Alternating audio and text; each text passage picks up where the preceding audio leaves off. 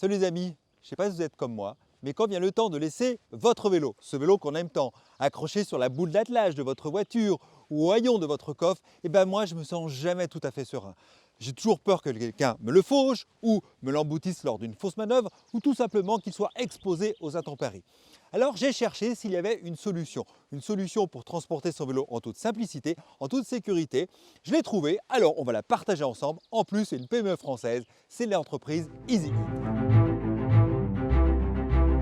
Alors comme je disais, la solution elle est toute simple et ça étonnamment, oui, c'est un porte-vélo qui se met tout simplement à l'arrière du coffre de votre voiture.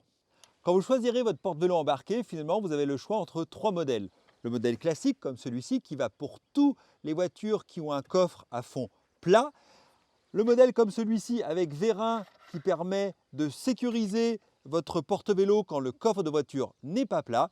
Et puis un modèle sur mesure, notamment par exemple si vous avez un camping-car et que vous voulez installer le porte-vélo dans la soute de votre véhicule.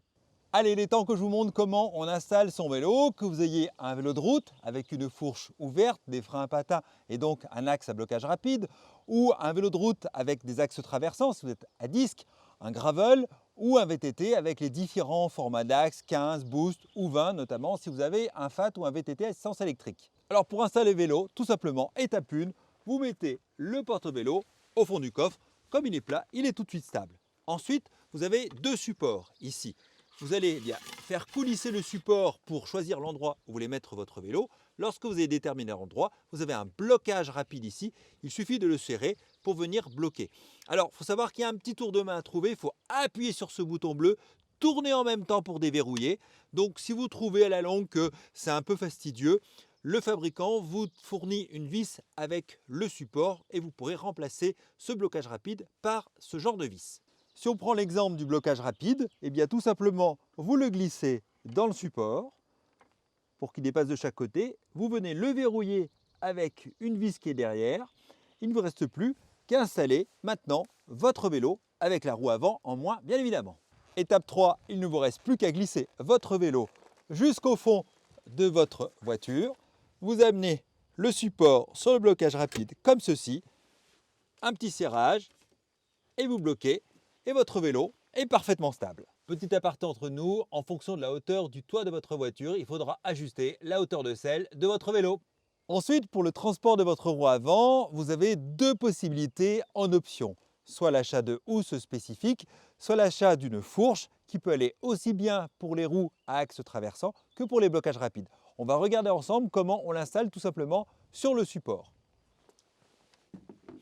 Alors déjà, je vous invite à noter que vous avez un système d'écrou ici un peu spécifique. Cet écrou, vous allez le retrouver sur tous les systèmes d'options que je vous présenterai tout à l'heure et qui viennent s'insérer dans un des 4 rails que vous avez ici sur ce support. Comme je vous le disais, un écrou spécifique qui dispose d'une bille elle-même montée sur un ressort qui permet de s'enfoncer afin de pouvoir l'insérer ou l'enlever assez facilement. Et une fois que vous l'avez inséré dans le rail, vous allez venir visser la fourche. Et ensuite, vous installez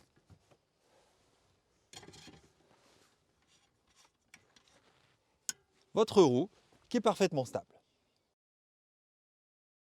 Si toutefois le fond de coffre de votre voiture n'est pas plat, vous avez peut-être davantage besoin de ce type de support, notamment avec les vérins. Je vais vous montrer tout simplement comment l'installer dans votre voiture.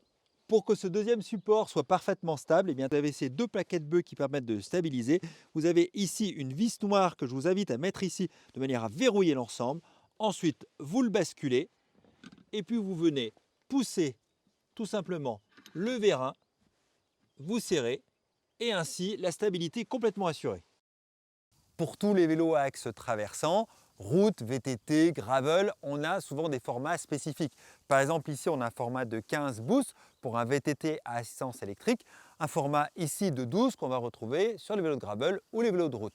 Il faut prendre le bon adaptateur pour mettre sur le support. Par exemple, ici, le format boost, on est en 15 et ici, le format pour le 12. Pour installer comme ici un VTT, c'est exactement le même principe que le vélo précédent. Vous mettez votre vélo légèrement sur le côté pour le pousser bien au fond du coffre de votre voiture. Vous le mettez sur le support.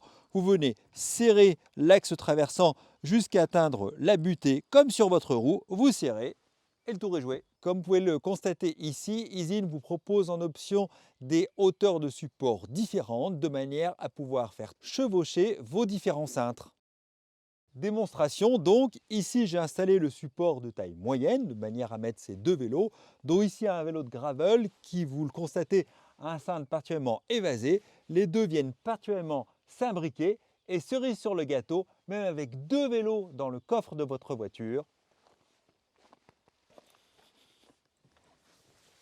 vous conservez encore une place assise. Et en option, vous avez la possibilité d'acquérir un support de roue arrière permettant d'accepter tous les formats, à la fois d'une format route jusqu'au format fat.